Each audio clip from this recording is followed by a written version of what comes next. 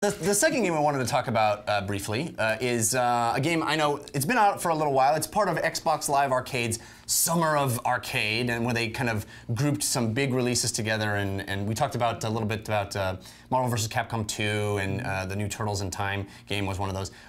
Another one is called Splosion Man. It's been out a few weeks, but I know Dan was really all excited about it. I think it's clear why. It's very Dan type of a game. Yeah. And basically it's N+ with explosions. It really is. And it's a very old school type of game. It feels a lot like something you would have played on the SNES or Genesis days, complete with boss battles. And I mean, it's a 2D platformer. Tried and true 2D platformer. The really inventive part comes from the character's style, which is he's a man who's created in a lab and basically just explodes and anytime you push a button. That's the only button in the entire game, is just explode, which propels you forward. But the game keeps mixing things up. You're trying to escape this lab and destroy the scientists who created you. And so you can explode and kill things, but you can also explode and make yourself jump or be propelled or hit another explosive barrel in the universe, which will make you go even farther. So there's a lot of that old school platforming, get to this place. It's a lot like Sonic. I think it's a mix between like Bubsy and Sonic. It's got that Sonic. I loved Bubsy back in the day. Yeah. Terrible game, but I loved it. It's got that Sonic kind of wild. Stuff happens and you're like, you hit the thing and then you hit just like gotta 6 keep chains. going with it. Yeah. It's out of control.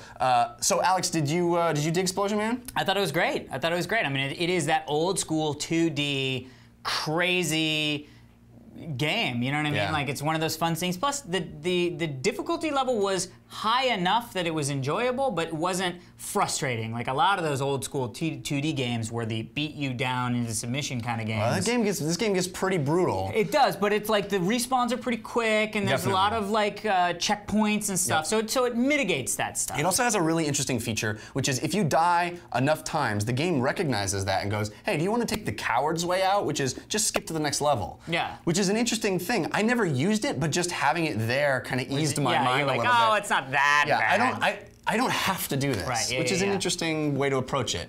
Dan, of course you love it. So why did I love it? Why did you? I'll answer that. Yes.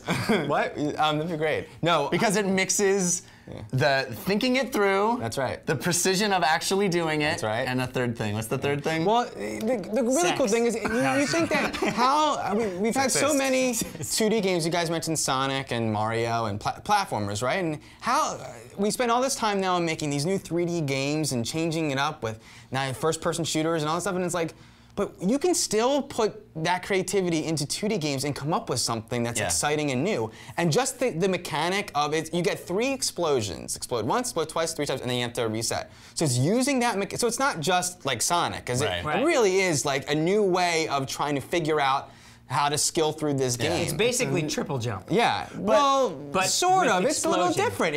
That little tiny thing that it does. Yeah. Well, I've never played a game which usually it's double jump. That's what I mean. Yeah. So having 3, but having it reset after, like, and that it actually interacts with the environment as well. So it's I would have been fine with just the way you play this game in level 1, whereas the triple jumps and trying to find out where to go, that would have been fine. But in addition to that, all of the flourishes in style, in terms of like, you know, when you pick up this fat guy to block missiles, and this song comes on. Everybody loves donuts. Yeah, it's this bizarre song, and it's brilliant. It's the boss battles are intense and awesome. And then I remember every level, I was like, oh my god, now they're changing up on me again, where now I don't get to do this certain thing that I've gotten used to doing, and now I have to try and do it. And then there's a level where you're just falling the whole time. Yeah. And you have to explode it comes to the very end, you know, and you have to explode to keep yourself from going into this electricity. Like, it keeps on changing up so that my mind continues to be exploded over and over and over again. And it's huge and massive, and how can this just be, how much was this game? I don't even know. $10, I think. I mean,